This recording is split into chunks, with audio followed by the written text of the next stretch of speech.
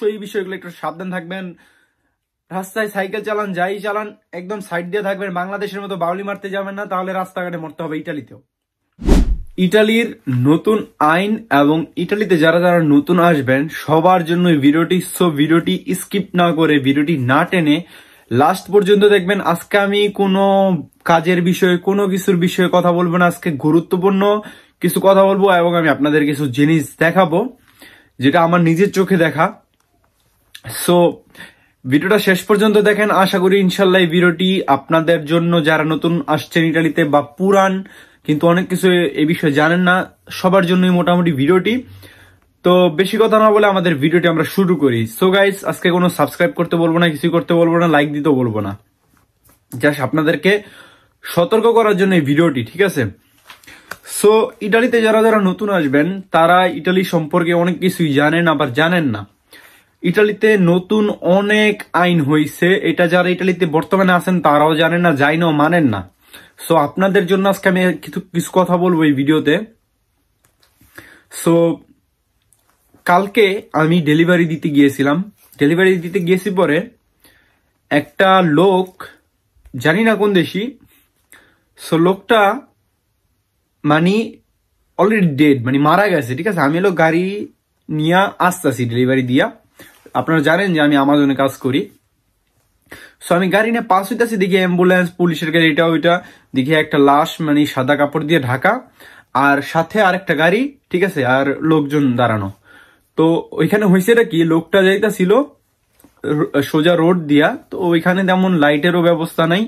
So একটা গাড়ি উপর দিয়ে উঠাই দিছে। সো লোকটা জায়গায় ডেড হয়ে গেছে, ঠিক আছে? সাইকেলে ছিল লোকটা, যে লোকটা সাইকেলে, সে মারা গেছে। সো আমি কি জন্য কথাটা বলতেছি গাইস, তো এটা বলার কারণ হচ্ছে ইটালিতে যারা যারা নতুন আসেন বাংলাদেশি ভাইরা, মানে যারা লিগেল ভাবে বা ইলিগেল ভাবে যেভাবে আসেন, তার একটা জিনিস করে কি, রাত্রেবেলা সাইকেল নিয়ে, এটা নিয়ে, মনোপাত্তিনো নিয়ে, অন্ধকারের সময় যেখানে লাইট নেই, তেমন পিছনে কোনো সাইকেলের লাইট নেই, ওইগুলা নিয়ে রাস্তা দিয়ে চলতে থাকে, মাঝখান দিয়ে চলতে থাকে। বাংলাদেশে যেমন বাইক নিয়ে বাউলি মারছে, ইটালিতেও সেই রকম মনে করে।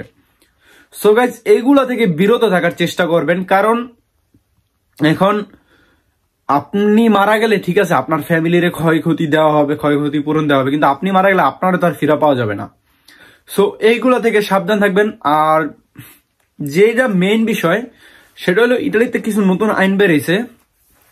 সো আইনগুলো হচ্ছে, মনোপাত্তিনো যারা চালান এবং ইলেকট্রিক সাইকেল যারা চালান তাদের জন্য কিছু আইন। এটা আগে থেকে একটা আইন ছিল, যারা মিনরের ছিল তাদের জন্য কাস্কো অব্লিগাটোরিও ছিল, মানে হেলমেট অব্লিগাটোরিও, মানে বাধ্যতামূলক ছিল যারা মনোপাত্তিনো চালায়, মানে এক পেজ ইলেকট্রিক সাইকেল গুলা।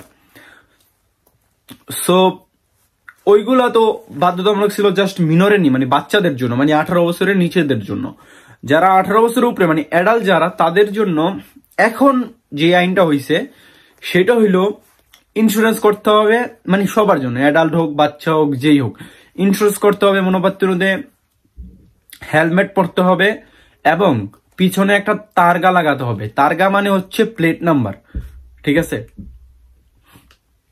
সো এই জিনিসগুলো যদি আপনার না থাকে, আপনাকে পুলিশিয়া লোকালে ধরে মামলাও দিয়ে দিবে এবং আপনার মনোপাত্তিনও নিয়ে যেতে পারে। সো এইগুলো থেকে একটু সাবধানে থাকবেন, ঠিক আছে? অনেকে এখনো দেখি চালাচ্ছে, বাট জানে না কখন সে ধরা খেয়ে যাবে। যারা গ্লোভো বা ডেলিভারিতে কাজ করে তারা ইলেকট্রিক সাইকেল দিয়ে করে। সো এইগুলো থেকেও বিরত থাকবেন, কারণ আপনাকে ধরলে আপনার থেকে যে টাকাটা নিবে ওটা আপনি গ্লোভো থেকে ইনকাম করতে পারবেন না, যে টাকাটা মুলতা করবে আপনারে। সো গাইজ, এটা একটা ধারণা দেওয়ার ছিল। যারা যারা নতুন আসবেন ইটালি, অবশ্যই এই বিষয়গুলো একটু সাবধান থাকবেন।